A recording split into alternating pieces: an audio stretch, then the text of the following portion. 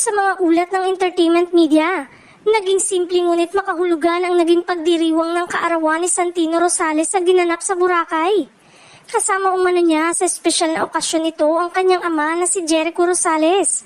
Gayon din ang aktres na si Janine Gutierrez na ayon sa mga nakakita ay naging bahagi ng masayang selebrasyon. Batay sa mga ibinahaging impormasyon, piniling idaos ang birthday celebration sa isa sa mga kilalang resort sa Boracay, kung saan naging pribado at malayo sa mata ng publiko ang pagtitipon. Ayon sa ulat, kapansin-pansin ang masayang samahan ng grupo na nag-enjoy sa beach activities at simpleng salo-salo kasama ang mga piling kaibigan at pamilya. Bagamat wala pang opisyal na pahayag mula kina Jericho Rosales at Janine Gutierrez hinggil sa naturang selebrasyon.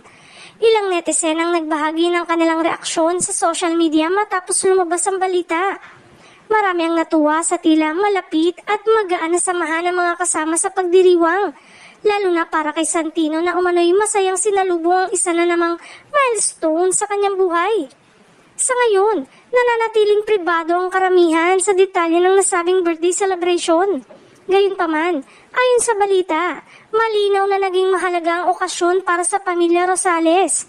Isang tahimik ngunit makabuluhang pagdiriwang sa isa sa mga pinakapaboritong destinasyon sa bansa.